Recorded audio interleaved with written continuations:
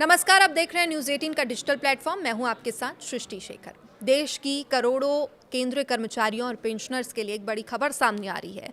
लंबे समय से जिस 8वें वेतन आयोग का इंतजार किया जा रहा था, अब उस पर धीरे धीरे तस्वीरें साफ क्लियर होती नजर आ रही है। लेकिन सबसे बड़ा सवाल यही है कि आखिर कर्मचारियों को बढ़ी हुई सैलरी कब मिलेगी? क्या जनवरी 2026 से नई सैलरी खाते में आ जाएगी या फिर इसके लिए और इंतजार करना पड़ेगा? आज की इस खास रिपोर्ट में हम आपको बताएंगे कि 8वें वेतन आयोग को लेकर अब तक क्या अपडेट है, कर्मचारियों को इससे कितना फायदा होगा, फिटमेंट फैक्टर क्या होता है, कितना एरियर मिल सकता है, पेंशनर्स को इससे क्या लाभ मिलेगा। इसलिए वीडियो को आखिरी तक जरूर देखिए।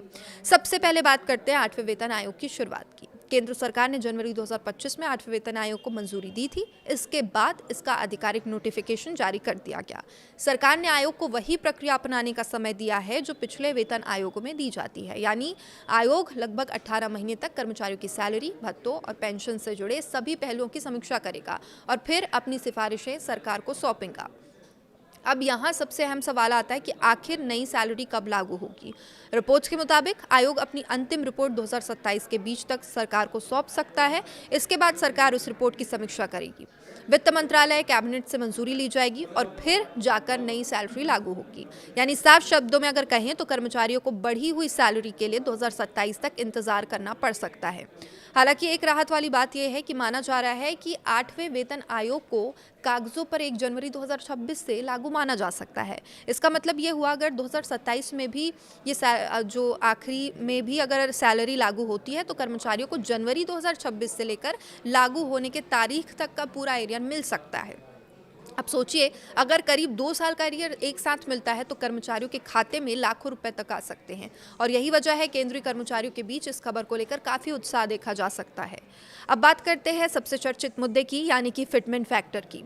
आखिर फिटमेंट फैक्टर क्या होता है? आसान भाषा में अगर इसे समझे तो फिटमेंट फैक्टर वही फॉर्मूला है जिसके आधार पर कर्मचारियों की बेसिक सैलरी तय की जाती है। 7वें वेतन आयोग में फिटमेंट फैक्टर 2,57 रखा गया था और इसी के बाद न्यूनतम बेसिक सैलरी 7,000 रुपए से बढ़कर 18,000 रुपए हो गई थी। अब 8वें वेतन आयोग में कर्मचारी संगठन 3.68 से लेकर 3.83 तक फिटमेंट फैक्टर की मांग कर रहे हैं। अगर सरकार इस मांग को मान लेती है तो न्यूनतम बेसिक सैलरी करीब 51,000 रुपए से लेकर 69,000 रुपए तक पहुंच सकती है। हालांकि अभी सरकार की तरफ से फिटमेंट फैक्टर पर कोई अंतिम फैसला नहीं लिया गया है और अभी भी इसमें संशय बना है। अब अगर ऐसा होता है तो सिर्फ बेसिक सैलरी ही नहीं बढ़ेगी बल्कि उससे जुड़े दूसरे फायदे भी बढ़ जाएंगे, क्योंकि महंगाई भत्ता यानी डीए, मकान किराया भत्ता यानी house rent allowance, HRA, transport allowance और कई दूसरी सुविधाएं भी बेसिक सैलरी के आधार पर तय होगी।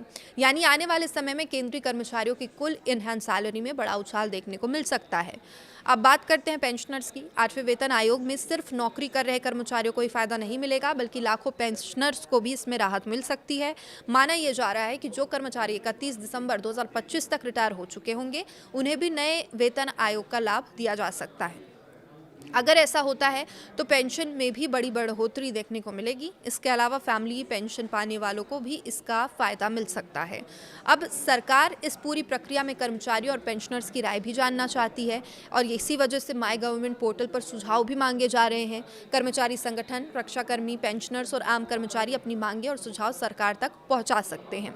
सरकार चाहती है 8वें वेतन आयोग की सिफारिशें तैयार करने से पहले सभी पक्षों की राय ली जाए ताकि एक संतुलित और व्यवहारिक वेतन संरचना तैयार की जा सके। अब सबसे बड़ा सवाल ये कि क्या सरकार कर्मचारियों की सभी मांगे मान लेगी? फिलहाल इसका जवाब देना मुश्किल है, क्योंकि फिटमेंट फैक्टर, डीए मर्जर और भत्तों में बढ़ोतरी जैसे फैसले सीधे सरकार के खर्च पर भी असर डालते हैं और अगर फिटमेंट फैक्टर ज़्यादा बढ़ाया जाता है तो सरकार पर लाखों करोड़ों रुपए का अतिरिक्त बोझ पड़ सकता है। इसलिए माना जा रहा है कि सरकार कर्मचारियों की मांगे और आर्थिक स्थिति दोनों को ध्यान में रखकर ही आगे फैसला लेगी। लेकिन इतना तय माना जा रहा है कि 8वें वेतन आयोग के लागू होने के बाद केंद्रीय कर्मचारियों और पेंशनर्स की आर्थिक स्थिति में बड़ा बदलाव देखने को मिलेगा। तो कुल मिलाकर अभी की सबसे बड़ी जानकारी यही है, सबसे बड़ा अपडेट यही है कि 8वें वेतन आयोग जनवरी 2026 से लागू माना जा सकता है, लेकिन कर्मचारियों को बढ़ी हुई सैलरी और एरियर पाने के लिए 2027 तक का इंतजार करना पड़ेगा, जिसमें अभी भी कुछ महीने बाकी है, कुछ नहीं बहुत ही महीने बाकी है।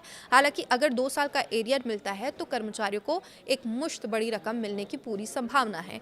अब देखना होगा सरकार फिटमेंट फैक्टर पर क्या फैसला लेती है, कर्मचारियों की सैलरी में आखिर कितना इजाफा होता है। आपको क्या लगता है, क्या सरकार कर्मचारियों की मांग के अनुसार फिटमेंट फैक्टर बढ़ाएगी? क्या 2027 तक इंतजार करना सही रहेगा? अपनी राय का हमें कमेंट करके ज़रूर बताइएगा। देखते रहिए अपडेट्स के लिए न्यूज़ 18। नमस्कार।